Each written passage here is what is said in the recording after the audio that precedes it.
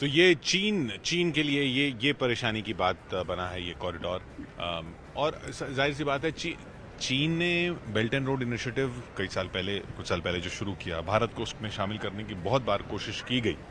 भारत उस या कहें कि झांसे में नहीं आया, झांसे में नहीं आया, क्योंकि दिख रहा था कि इसके जरिए चीन अपने कदम दुनिया में फैला रहा है। चाइना की कोशिश थी कि इंडिया को इंक्लूड करके उसका फ़ायदा होता, क्योंकि अब बहुत ज़्यादा फ़ायदा उसको नहीं होता नज़र आ रहा है, क्योंकि सीपैक है। हालांकि उसका एक एनर्जी ट्रेड रूट सिक्योर हो जाएगा, उसको एक पोर्ट मिल जाएगा जहां पे इसका एनर्जी ट्रेड जहां से निकलता है वो उन खाड़ी के इलाकों से वहां पे अपनी वॉरशिप लगा सकता है, तो वो अलग चीज़ है। लेकिन अगर इकोनॉमी की बात करें, पैसे की बात करें, तो अगर इंडिया उसमें जुड़ता या जोड़ पाता इंडिया को, तो उसको उस कॉरिडोर का फ़ायदा होता, क्योंकि यहाँ से जितना भी बिजनेस अगर उसको अपने बीआरआई कॉरिडोर के थ्रू किसी भी जगह भेजना होता तो उसके लिए आसान होता। लेकिन कहा तो ये भी जा रहा था कि सीपैक का नाम भी बदलने की तैयारी ये लोग कर रहे थे कि सीपैक का नाम उसमें इंडिया का नाम भी जोड़ देंगे। तो पाकिस्तान की तरफ से भी दिक्कतें थी, कुछ साल पहले इस तरीके की चर्चाएं थी। लेकिन इतना तो तय है कि जो भी कोशिश चाइना ने की थी वो, क्योंकि चाइना पे भरोसा किया नहीं जा सकता। आप वो बात कुछ और करता है, मेज़ पे बातचीत की मेज़ पे कुछ और बोलता है और उसके बाद ग्राउंड में कुछ और हो जाता है, तो भरोसा नहीं कर सकते उस पर। तो यही वजह है कि भारत ने भी बहुत ज़्यादा इंटरेस्ट दिया नहीं। जी हाँ, और एक बार फिर आपको बता दें, अब बेटन जो है अगली अध्यक्षता का वो ब्राज़ील को दिया जाएगा। ब्राज़ील से या अगला जो G20 शिखर सम्मेलन है, अगला वो ब्राज़ील में होगा। अगला अध्यक्ष जो है G20 का वो ब्राज़ील होगा। जैसे हम अगले अध्यक्ष थे बाली के शिखर सम्मेलन के बाद प्रधानमंत्री मोदी को बेटन दिया गया था। अब ब्राज़ील के राष्ट्रपति लूला सिल्वा यहाँ पर मौजूद हैं, उनको बेटन दिया जाएगा। तो ब्राज़ील अगला अध्यक्ष।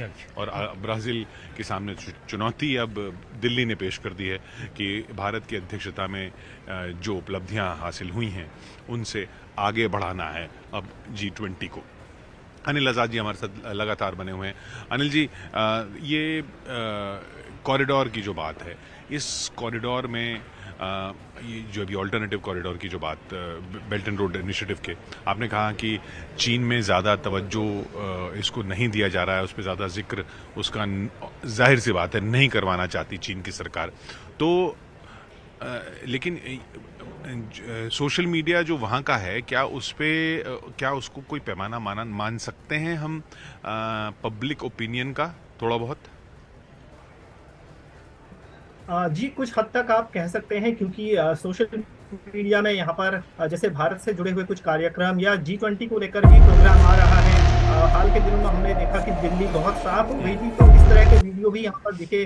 दिल्ली में साफ सफाई के वीडियो दिखे, और दिल्ली में कुछ कहीं पर झुग्गी बस्तियों को तोड़ने के वीडियो भी यहाँ पर सामने आए थे यहाँ के सोशल मीडिया में। और अभी जो कल परसों चीन के प्रधानमंत्री वहाँ पर थे कल, और उनके साथ मोदी की जो मुलाकात हो रही थी उसको लेकर भी यहाँ पर सोशल मीडिया में बात हो रही थी। और जाहिर सी बात है, बाइडेन और जब मोदी बार बार मिल रहे थे, और भारत के प्रधानमंत्री जब अन्य देशों के राष्ट्रों के नेताओं को अपने से गले लगा रहे थे, मिल रहे थे, उसको लेकर भी सोशल मीडिया पर यहाँ पर चर्चाएं थी। और जैसा मैंने कहा कि जो बेल्ट एंड रोड इनिशिएटिव है, जो भारत ने ये वाला पहल शुरू की है, पूरा यूरोप तक जो रूट पहुंचाने की बात है। अभी एक खबर आई थी कि इटली शायद जो बेल्ट एंड रोड इनिशिएटिव है चीन के, उससे हटने वाला है। तो इसी परिप्रेक्ष्य में हमें एक और चीज देखनी होगी कि चीन के प्रधानमंत्री जो ली चांग हैं, उन्होंने दिल्ली में इटली के प्रधानमंत्री जियोर्जिया मेलोनी से मुलाकात की है। तो आप समझ सकते हैं कि थोड़ा सा शायद मुझे लगता है चीन शायद इन खबरों से चिंतित होगा, और इसको लेकर वो इटली के साथ अपनी चिंताओं को जताना चाहता है।